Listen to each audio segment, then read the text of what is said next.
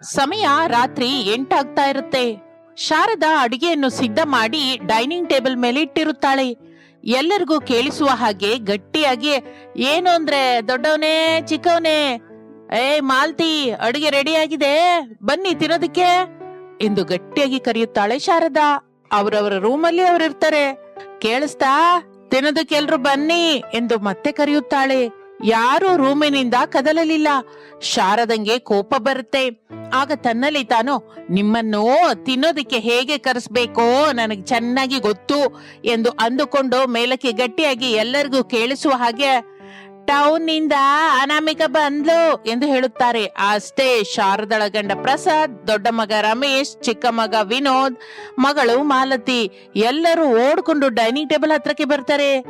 ಅಲ್ಲಿ ಶಾರದಾ ಅಂತೂ ಕಾಣಿಸಿದಳು ಹೊರತು ಅನಾಮಿಕ ಕಾಣಿಸಲಿಲ್ಲ.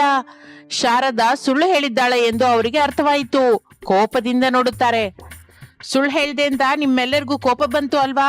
ಆ ಮಾತಿಗೆ ಯಾರು ಏನೂ ಹೇಳಲಿಲ್ಲ. ದಿನವೂ ಬಿರಿಯಾನಿ ತಿಂದ್ರೆ ಆರೋಗ್ಯ ಹಾಳಾಗತ್ತೆ.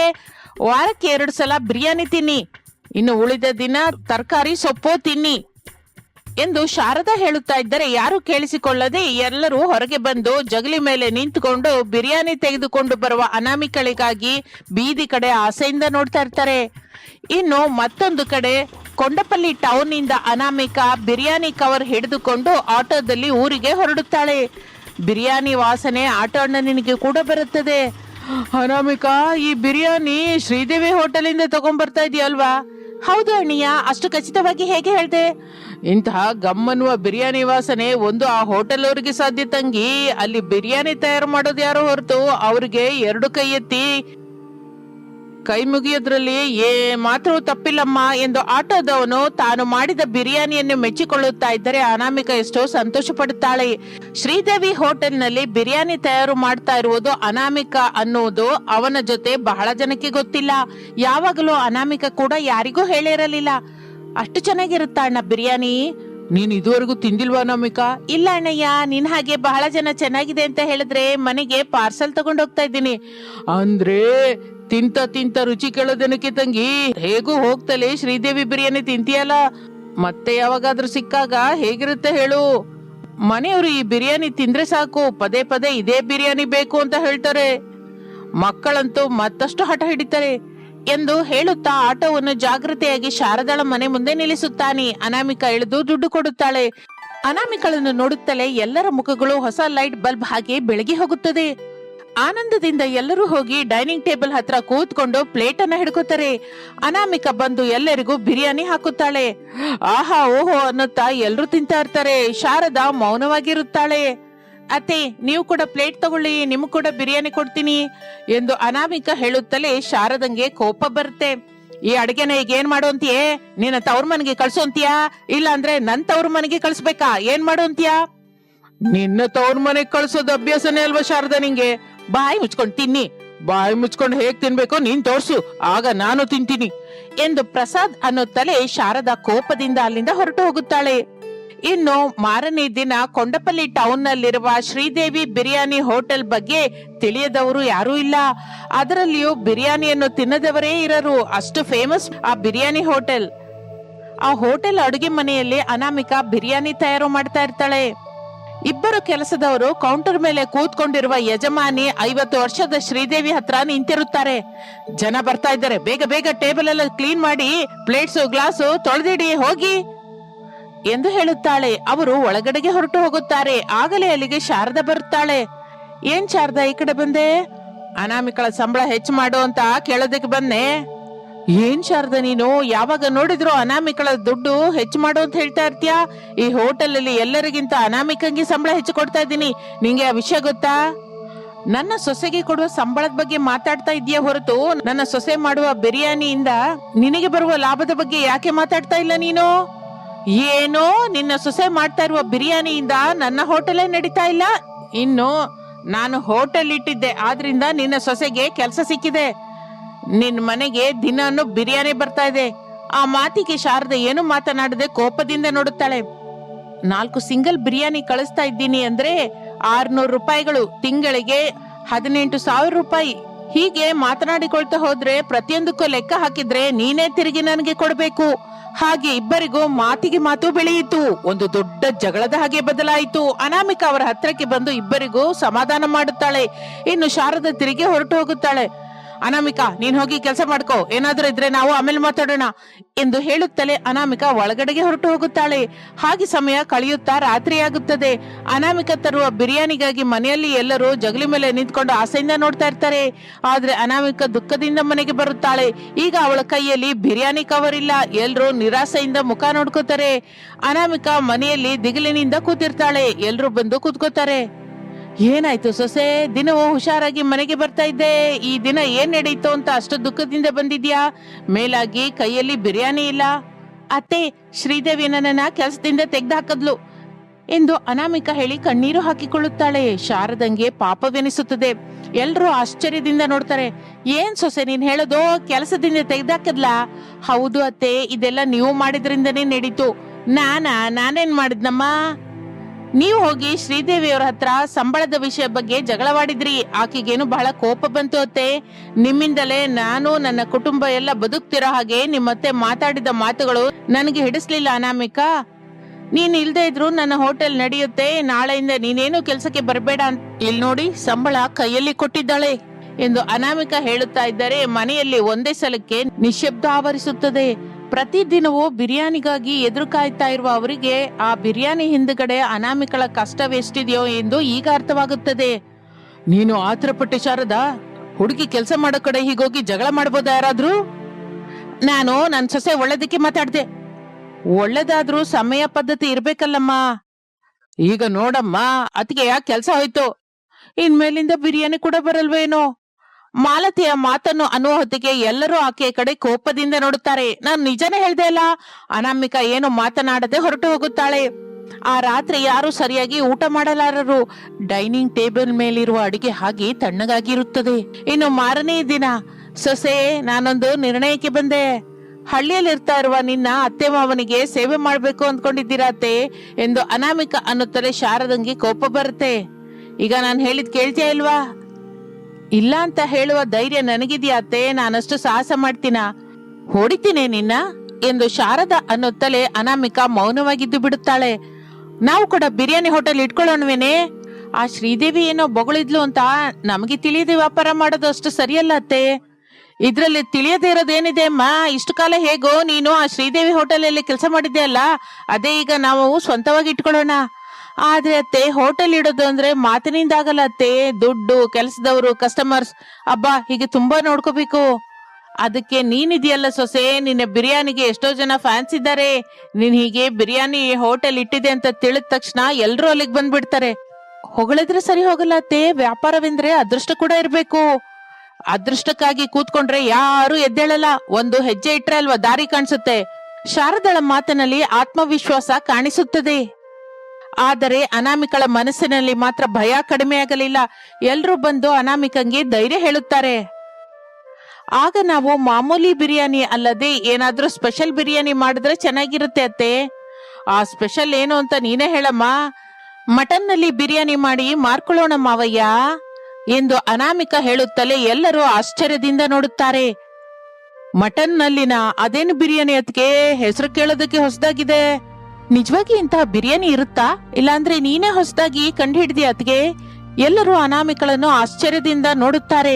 ಅನಾಮಿಕಾ ಮಾತ್ರ ಸಣ್ಣದಾಗಿ ನಕ್ಕು, ಭಯಪಡಬೇಕಾಗಿದ್ದೇನೂ ಇಲ್ಲ. ಚಿಕ್ಕಂದಿನಲ್ಲಿ ನಮ್ಮ ಅಜ್ಜಿ ಮಾಡ್ತಾ ಇದ್ರು. ಮಟನ್ ನಲ್ಲಿರುವ ಬೋನ್ ಮ್ಯಾರೋ ಪ್ರತ್ಯೇಕವಾದ ಮಸಾಲೆ ಜೊತೆ ಮಾಡುವ ಬಿರಿಯಾನಿ. ಅದು ಬಹಳ ರುಚಿಯಾಗಿರುತ್ತೆ. ಹೆಸರು ಮಾತ್ರ ಹೊಸದಾಗಿದೆ ತಾಯಿ. ಹೆಸರು ಹೊಸ್ತಾ ಹಳೆದ ನೋಡೋದಿಲ್ಲ. ರುಚಿ ಚೆನ್ನಾಗಿದ್ರೆ ಜನರು ಎರಡು ಕೈ ಎತ್ತಿ ಮುಗಿತಾರೆ. ಒಬ್ಬರಿಂದ ಒಬ್ಬರಿಗೆ ಹಾಗೆ ಹೆಸರು ಹರಡುತ್ತಾನೆ ಹೋಗುತ್ತೆ. ಆದ್ರೆ ಅನಾಮಿಕಾ, ನಮಗೆ ಹೋಟೆಲ್ ಏನು ಇಲ್ವಲ್ಲ, ಮತ್ತೆ ನಾವು ಎಲ್ಲಿ ಮಾರ್ತೀವಿ? ನಮ್ಮ ಮನೆ ಮುಂದೆ ಜಗಲಿ ಇದೆ ಅಲ್ವಾ, ಮೊದಲು ಅಲ್ಲಿಂದಲೇ ಶುರು ಮಾಡೋಣ ಮಾರೋದಕ್ಕೆ. ಅಂದ್ರೆ ಜಗಲಿ ಮೇಲೆ ಮಟನ್ ಬಿರಿಯಾನಿ ಶಾಪ. ಈಗಿರುವ ದೊಡ್ಡ ದೊಡ್ಡ ವ್ಯಾಪಾರಿಗಳು ಆಗ ಚಿಕ್ಕ ಚಿಕ್ಕದಾಗಿ ಶುರುವಾಯ್ತು ಕಣೋ. ಹಾಗೆ ಎಲ್ಲರೂ ಮಾತನಾಡಿಕೊಂಡು ಮಾರನೇ ದಿನದಿಂದ ಮಟನ್ ನಲ್ಲಿ ಬಿರಿಯಾನಿ ಕೆಲಸ ಶುರು ಮಾಡುತ್ತಾರೆ. ಅನಾಮಿಕಾ ಅಡುಗೆ ಮನೆಗೆ ಹೋಗಿ ಮಸಾಲೆ ಸಿದ್ಧ ಮಾಡುತ್ತಾಳೆ. ಶಾರದಾ ಈರುಳ್ಳಿ ಹಚ್ಚುತ್ತಾಳೆ. ಮಾಲತಿ ಅಕ್ಕಿ ತೊಳಿತಾ ಇರ್ತಾಳೆ. ವಿನೋದ್ ಮಟನ್ ನಲ್ಲಿಯನ್ನು ತಗೊಂಡ್ ಬರ್ತಾನೆ. ಪ್ರಸಾದ್ ಮಾತ್ರ ನಾನೇನ್ ಮಾಡ್ಬೇಕು ಶಾರದಾ, ನೀವು ದೂರವಾಗಿ ಕೂತ್ಕೊಳ್ಳಿ, ಅಡ್ಗೆ ಮನೆಯಲ್ಲೇ ಕೂತ್ಕೊಂಡು ರುಚಿ ನೋಡ್ತೀನಿ ಅಂತ ಅರ್ಧ ಬಿರಿಯಾನಿ ತಿಂದು ಹಾಕ್ತೀರಾ. ಹಾಗೆ ಸಮಯ ಕಳೆಯುತ್ತಾ ಇರುತ್ತದೆ. ಮನೆ ಮುಂದೆ ಚಿಕ್ಕ ಟೇಬಲ್ ಇಟ್ಟು ಅತ್ತೆ ಸೊಸೆಯರ ಮಟನ್ ನಲ್ಲಿ ಬಿರಿಯಾನಿ ಎಂದು ಒಂದು ಬೋರ್ಡ್ ಮೇಲೆ ಬರೆದು ಅಲ್ಲಿ ನೇತು ಹಾಕುತ್ತಾರೆ.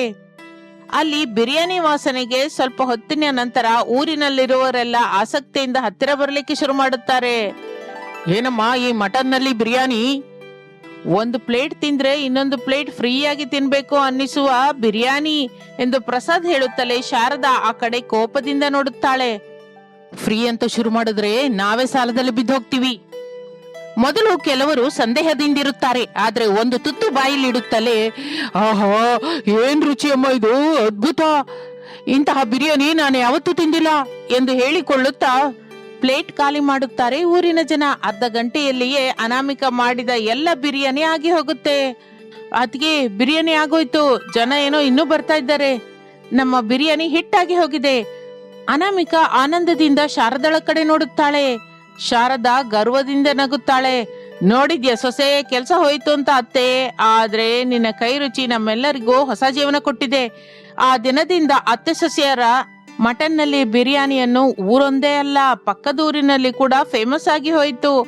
ಆದರೆ ಮನೆಯಲ್ಲಿ ಮಾತ್ರ ಒಬ್ಬರು ಹಾಗೆ ಇರ್ತಾ ಇದ್ರು, ವಾರಕ್ಕೆ 2 ಸಲ ಮಾತ್ರವೇ ಬಿರಿಯಾನಿ. ಶಾರದಾ, ನಾವೇ ಮಾಡ್ತಾ ಇದ್ದೀವಲ್ಲ, ಸ್ವಲ್ಪ ರೂಲ್ಸ್ ಬದಲಾಯಿಸಬಹುದಲ್ಲ.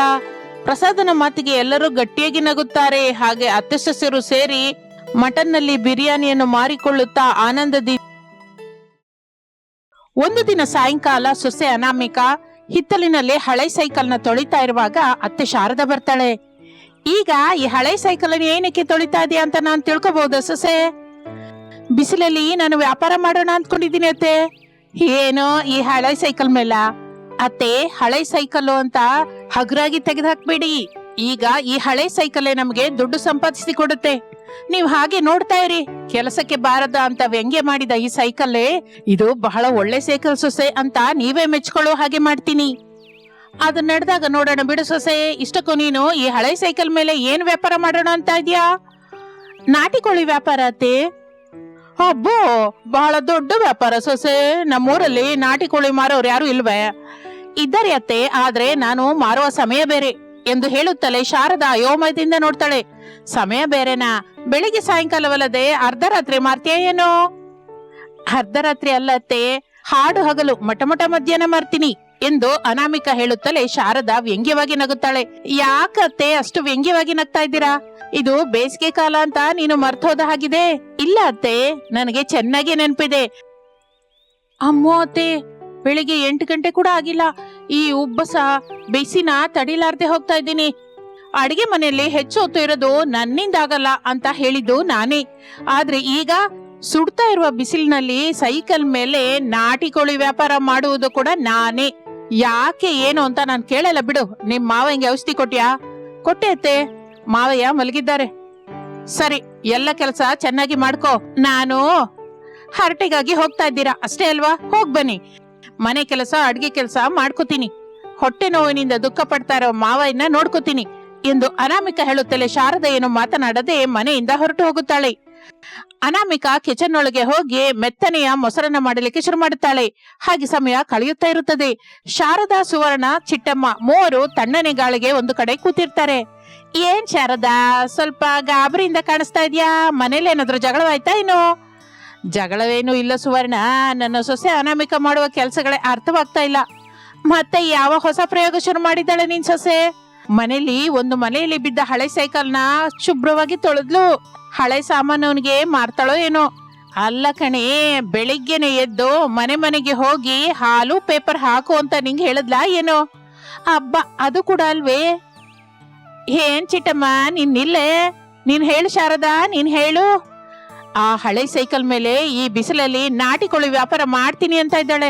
ಅದು ಕೂಡ ಅಂತೆ ಮಟಮಟ ಮಧ್ಯಾಹ್ನ ಮಾಡ್ತಾಳಂತೆ ಎಂದು ಶಾರದಾ ಹೇಳುತ್ತಲೇ ಸುವರ್ಣ, ಚಿಟ್ಟಮ್ಮ ಇಬ್ಬರು ಪಕ್ಕ ನಗುತ್ತಾರೆ. ಶಾರದಾ ಅವರನ್ನು ಕೋಪದಿಂದ ನೋಡ್ತಾಳೆ. ಅಷ್ಟೇ, ಇಬ್ಬರು ನಗುವುದನ್ನ ನಿಲ್ಲಿಸ್ತಾರೆ. ಅಯ್ಯೋ, ಈ ಸುಡು ಬಿಸಿಲಲ್ಲಿ ಯಾರಾದ್ರೂ ಹೊರಗೆ ಬರ್ತಾರಾ? ನಿನ್ ಸೊಸೆ ಬಹಳ ಆಲೋಚನೆ ಮಾಡಿದ್ದಾಳೆ ಶಾರದಾ. ನಿಜಾನೇ, ಮಧ್ಯಾಹ್ನವಂದ್ರೆ ಮನುಷ್ಯರೇ ಮನೆಯಿಂದ ಹೊರಕ್ಕೆ ಬರ್ತಾ ಇಲ್ಲ. ಅಂತಹದ್ರಲ್ಲಿ ನಾಟಿ ಕೋಳಿ ಯಾರು ಕೊಂಡ್ಕೋತಾರೆ ಶಾರದಾ? ಅದೇ ನಾನು ಕೂಡ ಅಂದೆ ಚಿಟ್ಟಮ್ಮ, ಆದ್ರೆ ನನ್ ಸೊಸೆ ನೋಡ್ತಾ ಇರಿ ಅತ್ತೆ, ಈ ಬಿಸಿಲಿನಲ್ಲಿ ನಾನು ಹೇಗೆ ಕೋಳಿ ವ್ಯಾಪಾರ ಮಾಡ್ತೀನೋ ಅಂತ ಧೈರ್ಯವಾಗಿ ಹೇಳಿದ್ಲು. ಇನ್ನು ಏನು ಮಾತನಾಡಲು ಅರ್ಥವಾಗದೆ ಸುವರ್ಣಂಗೂ ಚಿಟ್ಟಮ್ಮಂಗೂ ಹಾಗೆ ಸುಮ್ಮನಿದ್ದು ಬಿಡ್ತಾರೆ. ಅದೇ ಸಮಯದಲ್ಲಿ ಮನೆ ಹತ್ರ ಅನಾಮಿಕಾ ಮೆತ್ತನೆಯ ಮೊಸರನ್ನ ಮಾಡಿದ ಪಾತ್ರೆಯನ್ನು ಹಿಡಿದುಕೊಂಡು ಮಾವನ ಹತ್ರ ಬರ್ತಾಳೆ. ಮಾವ ಪ್ರಸಾದ್ ಮಲಗಿರ್ತಾನೆ. ಮಾವಯ್ಯ ಮಾವಯ್ಯ, ನಿಧಾನವಾಗಿ ಎದ್ದೇಳಿ, ನಿಮ್ಗಾಗಿ ಮೊಸರನ್ನ ಮೆತ್ತಗೆ ಮಾಡಿ ತಂದಿದ್ದೀನಿ, ಎದ್ದೇಳಿ ಮಾವಯ್ಯ, ಮೊಸರನ್ನ ತಿಂದು ಮಲಗುವಂತೆ ಎಂದು ಹೇಳುತ್ತಲೇ ಪ್ರಸಾದ್ ನಿಧಾನವಾಗಿ ಎದ್ದು ಕುತ್ಕೋತಾನೆ. ಈಗ ಹೊಟ್ಟೆ ನೋವು ಹೇಗಿದೆ ಮಾವಯ್ಯ ನಿಮಗೆ ಎಂದು ಕೇಳುತ್ತಾಳೆ. ಆಗ ದುಃಖದಿಂದ ಪ್ರಸಾದ್, ಸ್ವಲ್ಪ ಪರವಾಗಿಲ್ಲ ತಾಯಿ, ನಿಮ್ಮ ಅತ್ತೆ ಇಲ್ವಾ ಅಮ್ಮ ಮನೇಲಿ? ಅನಾಮಿಕಾ ಏನೋ ಮಾತನಾಡಲಿಲ್ಲ. ಮನೇಲಿಲ್ಲ ಅಂತ ನಾನು ಅರ್ಥ ಮಾಡ್ಕೊಂಡೆ ಅಮ್ಮ, ಮೊಸರನ್ನ ಇಲ್ಲಿ ಕೊಡು ಎಂದು ಹೇಳುತ್ತಲೇ ಅನಾಮಿಕಾ ಮೊಸರನ್ನ ಇರುವ ಪಾತ್ರೆಯನ್ನು ಕೊಡುತ್ತಾಳೆ. ನೀನ್ ಹೋಗಿ ನಿನ್ ಕೆಲ್ಸ ನೋಡ್ಕೊಂಬ ಸೊಸೆ, ನಾನು ನಿಧಾನವಾಗಿ ತಿಂತೀನಿ ಹೊರತು. ದುಃಖ ಪಡಬೇಡಿ ಮಾವಯ್ಯ, ಹೇಗಾದ್ರೂ ನಿಮಗೆ ಆಪರೇಷನ್ ಮಾಡಿಸ್ತೀವಿ. ಹೇಗೆ ತಾಯಿ, ಮಗನ ಸಂಪಾದನೆ ಅಷ್ಟಷ್ಟಕ್ಕೆ, ನನಗೆ ಆಪರೇಷನ್ ಮಾಡ್ಬೇಕು ಅಂದ್ರೆ ತುಂಬಾ ದುಡ್ಡು ಬೇಕಲ್ಲಮ್ಮ. ಅದೆಲ್ಲ ನಾವು ನೋಡ್ಕೋತೀವಿ ಮಾವಯ್ಯ, ನೀವು ಆಲೋಚನೆ ಮಾಡದೆ ಡಾಕ್ಟರ್ ಹೇಳಿದ ಹಾಗೆ ತಿಂತಾ ಇರಿ, ಔಷಧಿ ಟೈಮ್ಗೆ ಹಾಕೊಳ್ಳಿ, ನಮಗಷ್ಟು ಸಾಕು. ಹಾಗೆ ಅಮ್ಮ ಸೊಸೆ ಎಂದು ಹೇಳುತ್ತಲೇ ಅನಾಮಿಕಾ ಅಲ್ಲಿಂದ ತನ್ನ ರೂಮಿನೊಳಗೆ ಬರುತ್ತಾಳೆ.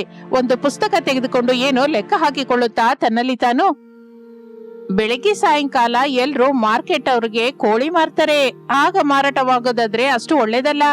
ಆದ್ರೆ ಮಧ್ಯಾಹ್ನ ಹೋಟೆಲ್ ಅವರಿಗೆ, ಕೆಲಸದವರಿಗೆ ತಾಜಾ ಕೋಳಿ ಸಿಕ್ಕಲ್ವಲ್ಲ. ಹೌದು, ಅದೇ ನನ್ನ ಅವಕಾಶ, ಇದನ್ನೇ ನಾನು ಉಪಯೋಗಿಸಿಕೊಂಡು ವ್ಯಾಪಾರ ಮಾಡ್ತೀನಿ ಅಂದುಕೊಂಡು ತನಗೆ ತಿಳಿದ ಹೋಟೆಲ್ಗಳ ಲಿಸ್ಟ್ ಮಾಡ್ಕೋತಾಳೆ. ಹಾಗೆ ಆ ದಿನ ಕಳೆಯುತ್ತದೆ. ಮಾರನೇ ದಿನ ಬೆಳಿಗ್ಗಿನಿಂದಲೇ ಅನಾಮಿಕಾ ಕೆಲಸದಲ್ಲಿ ಬೀಳುತ್ತಾಳೆ. ಸೈಕಲ್ ಹಿಂದೆ ದೊಡ್ಡ ಬುಟ್ಟಿಯನ್ನು ಕಟ್ಟಿ ಅದರಲ್ಲಿ ನಾಟಿ ಕೋಳಿಗಳನ್ನು ಜಾಗೃತಿಯಾಗಿ ಇಡ್ತಾಳೆ. ಮೇಲಾಗಿ ತಣ್ಣಗೆ ಇರುವುದಕ್ಕೆ ಒದ್ದೆ ಬಟ್ಟೆ ಕೂಡ ಸುತ್ತುತ್ತಾಳೆ. ಕೆಲವು ಕೋಳಿಗಳನ್ನು ಸೈಕಲ್ ಹ್ಯಾಂಡಲ್ಗೆ ಕಟ್ಟುತ್ತಾಳೆ. ಸೊಸೆ, ನಿಜವಾಗಿ ಹೋಗ್ತಿದೀಯೇನಮ್ಮ ಈ ಬಿಸಿಲಲ್ಲಿ? ಹೌದು ಅತ್ತೆ, ಈ ದಿನವೇ ನನಗೆ ಪರೀಕ್ಷೆ, ಕನಿಷ್ಠ ಸಾಯಂಕಾಲ ಹೋಗಿ ಮಾರು ಸೊಸೆ, ಈ ಸುಡೋ ಬಿಸಿಲಲ್ಲಿ ಹೋದ್ರೆ ನಿನಗೆ ತಲೆನೋವು ಬರುತ್ತಮ್ಮ. ಅತ್ತೆ, ಎಲ್ರು ಹೋಗುವ ಸಮಯದಲ್ಲಿ ನಾನು ಹೋದ್ರೆ ನಾನು ಕೂಡ ಅವರಲ್ಲಿ ಒಬ್ಬಳಾಗಿ ಬಿಡ್ತೀನಿ. ಎಲ್ಲರೂ ಇಲ್ಲದ ಸಮಯದಲ್ಲಿ ನಾನು ಹೋದ್ರೇನೆ ನನಗೆ ಪ್ರತ್ಯೇಕವಾಗಿ ಕಾಣಿಸ್ತೀನಲ್ಲ. ನಿನ್ನ ಕರ್ಮ, ಇನ್ನು ನೀನ್ಯಾರು ಸರಿ ಮಾಡಲ್ಲ. ಅತ್ತೆ, ಮಾವಯ್ಯನ ಅವಾಗವಾಗ ಗಮನಿಸ್ತಾ ಇರಿ, ಹಾಗೆ ನೀನ್ ಹೋಗು ಎಂದು ಶಾರದಾ ಹೇಳುತ್ತಲೇ ಅನಾಮಿಕಾ ಸೈಕಲ್ ಹತ್ತಿ ಹೊರಡುತ್ತಾಳೆ. ಸುಡುತ್ತಾ ಇರುವ ಬಿಸಿಲು, ರೋಡ್ ಮೇಲೆ ಜನ ಬಹಳ ಕಡಿಮೆ. ಆದರೆ ಅನಾಮಿಕಾ ಮಾತ್ರ ಧೈರ್ಯದಿಂದ ಮುಂದಕ್ಕೆ ಹೋಗ್ತಾ ಇರ್ತಾಳೆ. ಸ್ವಲ್ಪ ಹೊತ್ತಿಗೆ ಊರಿನ ಕೊನೆಯಲ್ಲಿರುವ ಒಂದು ಬಿರಿಯಾನಿ ಹೋಟೆಲ್ ಹತ್ರಕ್ಕೆ ಬರ್ತಾಳೆ. ಹೋಟೆಲ್ ಯಜಮಾನನ ಹೆಸರು ಚಿನ್ನಯ್ಯ. ಅನಾಮಿಕಳ ಹತ್ರ ನಾಟಿ ಕೋಳಿಗಳನ್ನು ನೋಡುತ್ತಲೇ ಅವನಿಗೆ ಸಂತೋಷವಾಗುತ್ತೆ. ಅಮ್ಮ, ಈ ಟೈಮಲ್ಲಿ ನಾಟಿ ಕೋಳಿ ಎಲ್ಲಿ ಸಿಕ್ತಮ್ಮ? ಬೆಳಿಗ್ಗೆನೆ ಆಗಿ ಹೋಯ್ತು ಅಂದ್ಕೊಂಡೆ. ತಾಜಾ ಕೋಳಿ ಚಿಕ್ಕಪ್ಪ, ಬೇಕು ಅಂದ್ರೆ ಈಗ್ಲೇ ತಗೊಳ್ಳಿ. ಸರಿ ಹೊರತು ಇಷ್ಟಕ್ಕೂ ಈ ನಾಟಿ ಕೋಳಿ ಹೇಗೆ ಕೊಡ್ತಾ ಇದೀಯ ತಾಯಿ? ಇಲ್ಲಿ ನೋಡಿ ಚಿಕ್ಕಪ್ಪ, ಇಷ್ಟು ಬಿಸಿಲಲ್ಲಿ ಮಾರ್ತಾ ಇದ್ದೀನಲ್ಲ, ಬೆಳಿಗ್ಗೆ ಇರುವ ರೇಟಿಗಿಂತ ಒಂದು 50 ರೂಪಾಯಿ ಸೇರಿ ಸ್ವಲ್ಪ ಹೆಚ್ಚಾಗಿ ಕೊಟ್ಬಿಡಿ. ನ್ಯಾಯವಾಗಿ ಕೇಳಿದ್ಯಾ ತಾಯಿ, ನಿನ್ನ ಪ್ರಾಮಾಣಿಕತೆ ನನ್ಗೆ ಹಿಡಿಸಿತ್ತು. ನೀನು ದಿನವೂ ಹೀಗೆ ಮಧ್ಯಾಹ್ನದ ವೇಳೆ ನಾಟಿ ಕೋಳಿನ ತಗೊಂಡ್ಬಂದು ಕೊಟ್ಟೆ ಅಂದ್ರೆ ನಾನು ಎಲ್ಲಿ ತಗೊಳಲ್ಲ. ಮತ್ತೆ ಏನಂತೀಯ ತಾಯಿ? ಆ ಮಾತನ್ನು ಕೇಳಿ ಅನಾಮಿಕಾ ಸಂತೋಷ ಪಡುತ್ತಾಳೆ. ಹಾಗೆ ಚಿಕ್ಕಪ್ಪ, ಇದು ನಿಜವಾಗಿ ನನ್ನ ಅದೃಷ್ಟ ಅಂತ ಹೇಳ್ಕೋಬೇಕು. ಈ ದಿನವೇ ನಾನು ಇಷ್ಟು ಬಿಸಿಲಲ್ಲಿ ನಾಟಿ ಕೋಳಿ ಮಾರೋದನ್ನ ಶುರು ಮಾಡಿದ್ದೀನಿ. ನೀವು ದೊಡ್ಡ ಮನಸ್ಸು ಮಾಡಿಕೊಂಡು ನನ್ನ ಹತ್ರ ತಗೊಂಡಿದ್ದೀರಾ, ದಿನವೂ ತಗೊಂಡ್ ಬರುವ ಅವಕಾಶ ಕೂಡ ಕೊಟ್ಟಿದ್ದೀರಾ. ತಪ್ಪದೇ ನಾನು ತಗೊಂಡು ಬರ್ತೀನಿ ಚಿಕ್ಕಪ್ಪ ಎಂದು ಹೇಳುತ್ತಾಳೆ. ಚಿನ್ನಯ್ಯ ದುಡ್ಡು ಕೊಟ್ಟು ಹಿಡಿಸಿದ ಕೋಳಿಗಳನ್ನು ತೆಗೆದುಕೊಳ್ಳುತ್ತಾನೆ. ಆನಂದದಿಂದ ಅನಾಮಿಕಾ ಅಲ್ಲಿಂದ ಸೈಕಲ್ ತೊಳೆಯುತ್ತಾ ಬಿಸಿಲಿನಲ್ಲಿ ಮತ್ತೊಂದು ಹೋಟೆಲ್ ಹತ್ರ ಹೋಗುತ್ತಾಳೆ.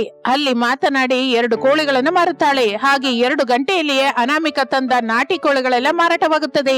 ಅನಾಮಿಕಾ ಮಾತ್ರ ಕಪ್ಪಗೆ ಬದಲಾಗ್ತಾಳೆ. ಪಾಪ, ಅದು ಅವಳಿಗೆ ಗೊತ್ತಿಲ್ಲ. ಇನ್ನು ಸಂತೋಷದಿಂದ ಮನೆಗೆ ಬರ್ತಾಳೆ.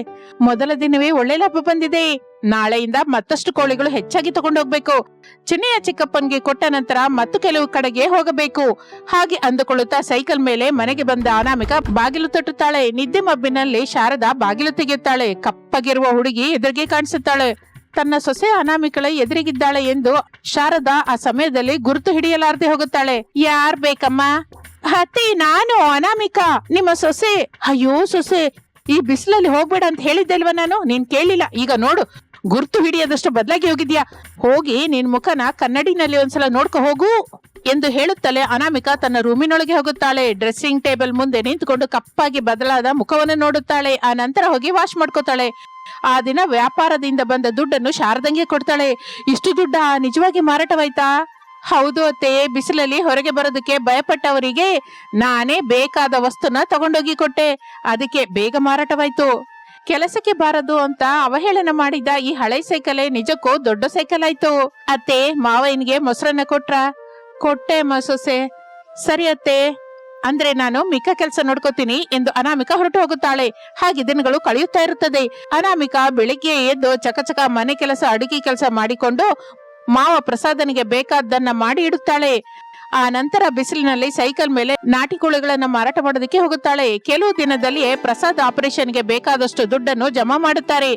ಪ್ರಸಾದನಿಗೆ ಆಪರೇಷನ್ ಮಾಡಿಸುತ್ತಾರೆ. ಪ್ರಸಾದ್ ಆರೋಗ್ಯದಿಂದಿರುತ್ತಾನೆ. ಹಾಗೆ ಎಲ್ಲರೂ ಅಸಾಧ್ಯ ಎಂದುಕೊಂಡ ಕೆಲಸವನ್ನು ಅನಾಮಿಕಾ ತನ್ನ ಜಾಣ್ಮೆಯಿಂದ ಮಾಡಿ ತೋರಿಸುತ್ತಾಳೆ.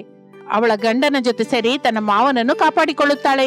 ಇದು ಇಂದಿನ ಕತೆ. ಮತ್ತೊಂದು ಆಸಕ್ತಿಕರ ಕತೆ ಜೊತೆ ಮತ್ತೆ ಸೇರೋಣ. ಅಲ್ಲಿಯವರೆಗೂ ವಿರಾಮ. ನಮಸ್ತೆ.